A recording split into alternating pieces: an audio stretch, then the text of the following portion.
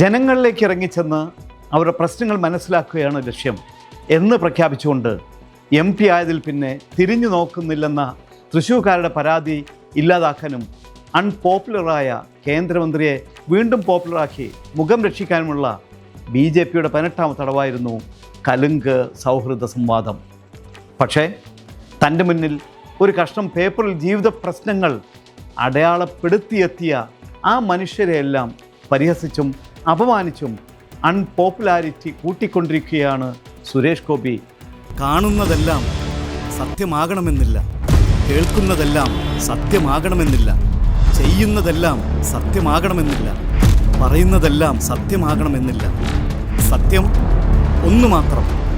Insight, the true analysis. നമസ്കാരം.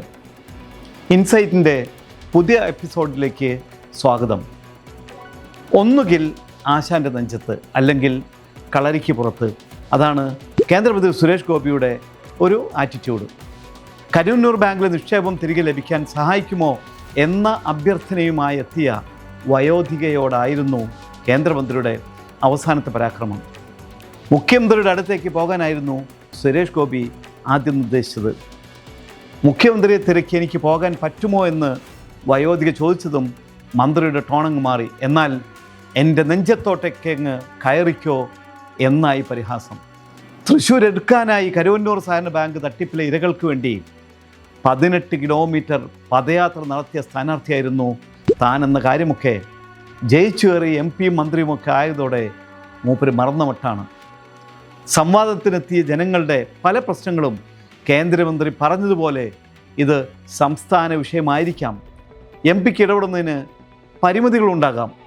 ഒരു പൊതുപ്രവർത്തകനായ തനിക്ക് എന്ത് ചെയ്യാൻ കഴിയും, എന്ത് ചെയ്യാൻ കഴിയില്ല എന്നതിനെക്കുറിച്ച് വ്യക്തമായ ധാരണയും മന്ത്രിക്കുണ്ടായിരിക്കാം. പക്ഷേ വോട്ട് ചെയ്ത് ജനിപ്പിച്ച മനുഷ്യർ തങ്ങളുടെ പ്രശ്നങ്ങളുമായി വരുമ്പോൾ അതിനെ അങ്ങേയറ്റം പരിഹസിച്ചും അവഹേളിച്ചും സിനിമാ സ്റ്റൈലിൽ മാസ് ഡയലോഗ് അടിക്കുന്നത് ഒരു ജനപ്രതിനിധിക്ക് ചേർന്നല്ല.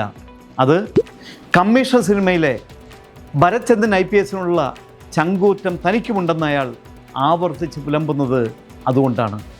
തിരക്കഥാകൃത്ത് എഴുതി വെച്ച സംഭാഷണങ്ങൾ മനഃപ്പാടമാക്കി ആക്ഷനും കട്ടിനുമിടയിൽ കൃത്യമായ മോഡുലേഷനിൽ പറഞ്ഞ് സീൻ ഓക്കെ ആക്കുന്നത് പോലെ എളുപ്പമല്ല രാഷ്ട്രീയ പ്രവർത്തനമെന്ന് അയാൾക്ക് തിരിച്ചറിയാനാകാത്തതും അതുകൊണ്ടാണ്.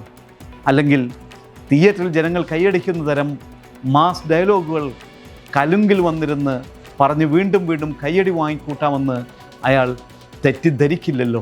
പുള്ളിൽ നടന്ന കലുങ്ക് സഭയിൽ കൊച്ചുവേലായുധൻ്റെ നിവേദനം നിരസിച്ചതിനെ കൈപ്പിഴയെന്നും എല്ലായ്പ്പോഴും സിസ്റ്റത്തിനുള്ളിൽ പ്രവർത്തിച്ച് ജനങ്ങൾക്ക് യഥാർത്ഥ നേട്ടങ്ങൾ എത്തിക്കാനുള്ള ശ്രമങ്ങളാണ് തൻ്റെ ഭാഗത്തു നിന്നുണ്ടാകുന്നതെന്നുമെല്ലാം വിശദീകരിക്കാൻ കേന്ദ്രമന്ത്രി ശ്രമിക്കുമ്പോഴും മന്ത്രിക്ക് നഷ്ടമാകുന്നത് ആ രാഷ്ട്രീയക്കാരൻ്റെ ബോഡി ലാംഗ്വേജാണ്.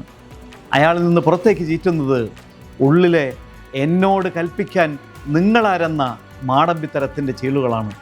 അതുകൊണ്ടാണ് ഞങ്ങളുടെ മന്ത്രിയല്ലേ സാർ നിങ്ങളെന്ന് ചോദിക്കുമ്പോൾ അല്ല, ഞാൻ ഈ രാജ്യത്തിൻ്റെ മന്ത്രിയാണെന്ന് ദാക്ഷ്യത്തോടെ അയാൾ പ്രതികരിക്കുന്നത്. 14 ജില്ലകളിലേക്കും പോകുന്നുണ്ട്. ഇത് തടയാൻ ആർക്കും പറ്റില്ല. ഒരു ജനപ്രതിനിധി എന്ന നിലയിൽ എൻ്റെ അവകാശമാണ്, ഞാനത് ചെയ്തുകൊണ്ടേ ഇരിക്കുമെന്ന് നിങ്ങൾ പറഞ്ഞത് ശരിയാണ്. നിങ്ങൾക്ക് അവകാശമുണ്ട്, അതുപോലെ കടമയും. ആ തീകോളം കെടുത്താൻ ആരും ശ്രമിക്കുന്നില്ല. ആളിക്കത്തിക്കുന്നത് നിങ്ങളുടെ പ്രതികരണങ്ങളാണെന്ന ബോധ്യമാണ് ഉണ്ടാകേണ്ടത്. പരാതിയുമായി എത്തുന്ന ജനങ്ങളോട് സംസാരിക്കേണ്ട ഭാഷ പഠിക്കാൻ മേൽപ്പറഞ്ഞ രാഷ്ട്രീയക്കാരനാവേണ്ട ആവശ്യമില്ലെന്നത് മറ്റൊരു വശം.